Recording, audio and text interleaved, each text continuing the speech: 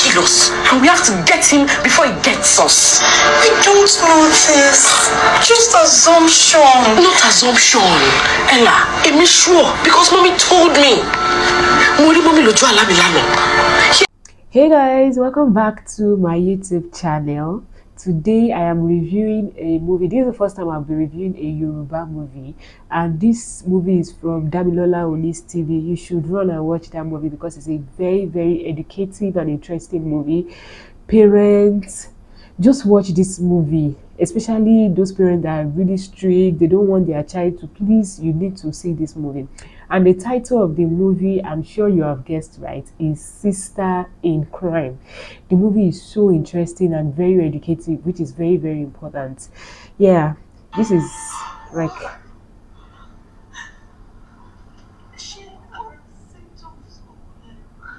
I don't know if you can hear it. No, I'm not sure. This movie featured Odunlade, Adekola, Damilola Oni, Debby, Shokoya, Anike, Anike. This movie is the bomb. Like the characters and everything, I give it 100%. The lighting, the camera, it's giving a Netflix standard. Like it is giving a Prime Video standard. It is giving a cinema standard. You really need to watch this movie, Sister in Crime. In this movie, King, which is Anike, was very strict. Like I feel like first off, too much of everything is not good. It's not good at all. Anike in this movie was the father to the three girls, which is Motade, Ella, and Damisola. There are three. Motade was the first girl, Damisola was the second, and Ella, which is Anike, was the last born. And in the first scene, Ibrahim and Motade were in a relationship, and Ibrahim came to formally introduce himself to the family, and which was to meet with Motade's father. When she got there, even the conversation from the mother, they were telling him how to talk, when not to talk, how to prostrate, when to stand up. When the father came, in the movie, he was described as a retired DSS officer. So maybe that was why he was strict. When Ibrahim met with Motade's father, he dismissed him. To be very honest, like he insulted him, called him a bastard, dismissed him, and he left because he told him to stand up and leave his house. So he left, and along the line in the movie, even the mother, the king's wife, told his husband, like, you are too strict to these children. I feel like you should calm down, and these girls are grown enough to make decisions. And he was just bent on just being strict, and I felt like to him maybe it was something normal. Damisola was not even in the house. She ran out of the house because she couldn't bear with the fact that the father was really unbearing for them. So she was not even in the house, and the mother was sick. She had cancer, and she requested that Damisola be brought to the house. They should live together as one family. The father brought back Damisola. He had this trusted friend that he worked with, which was Mr. Benson. So they went to bundle Damisola and brought her back to the house. She was you say we have this very gaga, at least one gaga person in the family that like, will I say a prodigal daughter, be a prodigal, someone that would always want to stand up for the rest of them. That was Damisola in this movie. They brought her back to the house, and along the line, the mother who had cancer, she died, and that was even the person who could only stand up for them. She died, and it was really something devastating for them in the movie. The father wanted them to, he called a meeting one time. I was like, what do you guys want to do? Do you want to start up a business? What else do you want to do? And they were like, they were going to think of it. So even Damisola that was saying, if I say I want to do this one, you will not let me do this one. So whatever you think that you want us to do, just say it. And along the line, they had to plan to kill their father. Like they had to. It started from baby Sola. It talked Motade into it, and they talked Ella into it. Ella was the last born. She really, I give her 100%. She really played this last born role. She played the role very, very well. It was so perfect. They talked her into it. She didn't want to agree to it. They lied that the father, he has to go and everything. They are sisters, and they are going to take a covenant. Nobody's going to. So they came up with the plan of killing the father, and the plan was poisoning his food. They prepared a meal one day, set the dining, and they made the father to eat. When he ate, and he realized that the children already poisoned him, and they now used their pillow to finish their business. The business they started. After killing him, they planned on, they wrapped him up at midnight, carried him, took him to a graveyard, and they burnt him. They burnt him. Like, they didn't even say they should bury him, maybe report to the police that something happened. No, they carried this man. Like, the movie, like, I didn't know where those girls got their heart from. Like, they burnt him alive. When they got back home, they later discovered that it was Ella that discovered the ring, and she was like, we left the ring was burnt, we left it there. How did the ring got to this place? That was where their problem started. The father actually was not, he was wicked in real life, and he was wicked as a ghost. He was never even going to spare any of them. He tormented them. He tormented these ladies. He tormented them. He made sure that life was so miserable for them. He made life unbearable for them. He tormented them. Baby Sola died along the line because he asked them nobody should leave that house. Baby Sola, they started having arguments with the sister. She said she was leaving, and when she left the house, she died, and she even came back into the house as a ghost. And it was the movie was scary, especially the second part, which was the part 2 of the movie. When she came back to the house, she came back as a ghost, and the way she was behaving was actually different.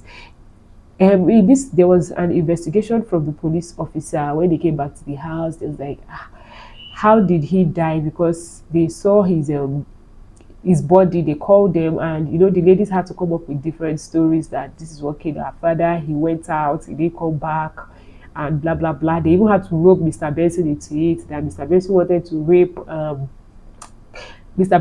to rape Ella one time like that, and they wanted they roped Mr. Benson into it.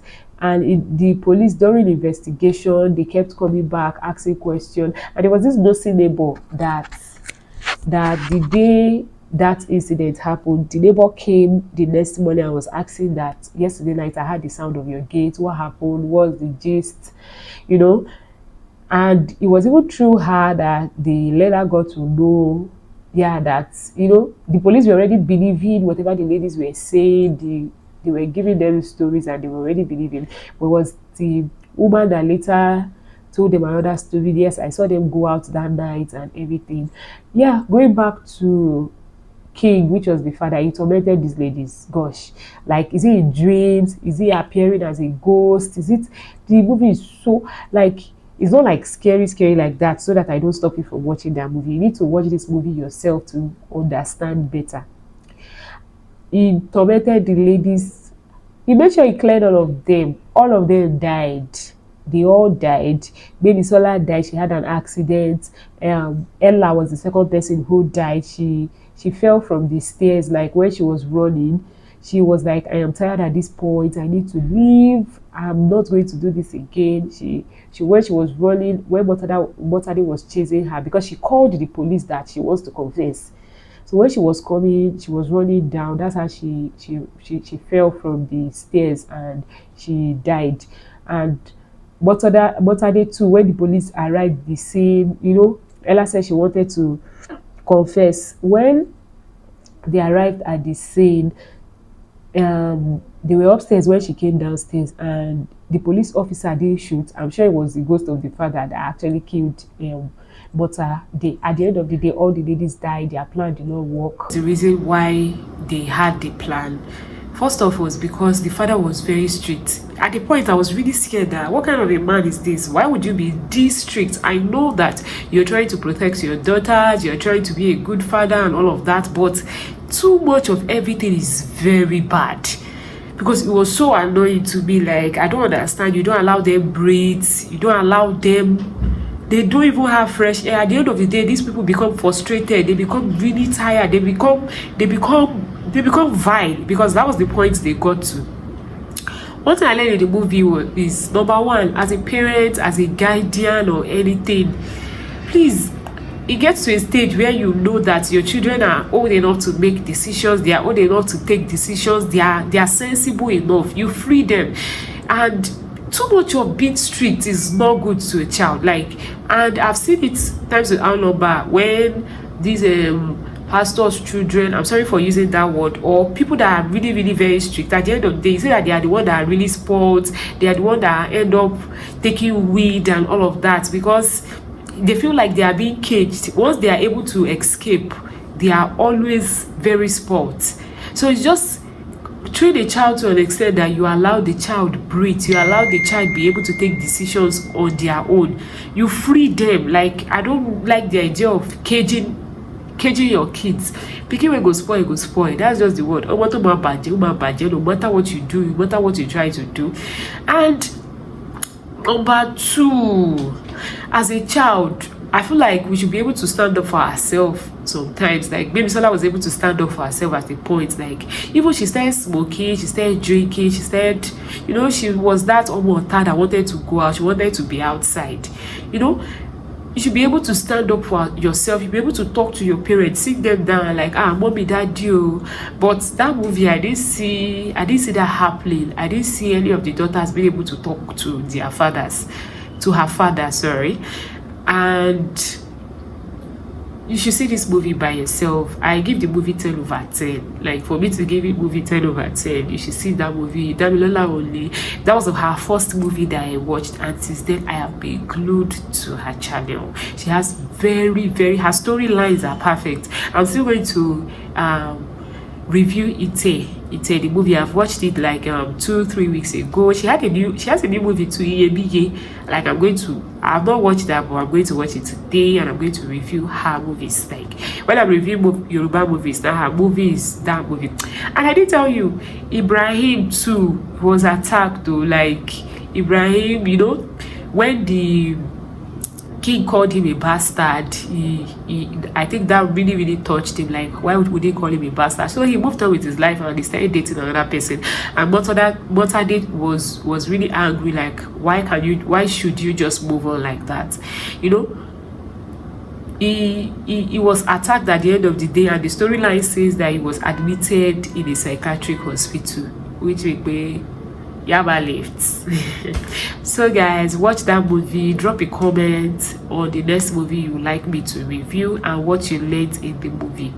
The major thing I learned in the movie is that, please parents, don't be too strict on your child. It is not good. It is not good. Don't let them be frustrated. Don't let them hate you as a parent, because we have children that don't like their parent. They just hate them for being, there are sometimes I'm just like, while growing up, when you're even supposed to, they don't allow you to do this. Now we're trying to understand, like, oh, okay, they are trying to protect us and everything. But once your child is grown, once your child can take decision, your child who has gone to the university and come back, like, and you still not free that kind of child, it doesn't make sense to me. Please do well to like, subscribe, share my video. Till when next I come your way, my name is Esther the Star Girl. Bye.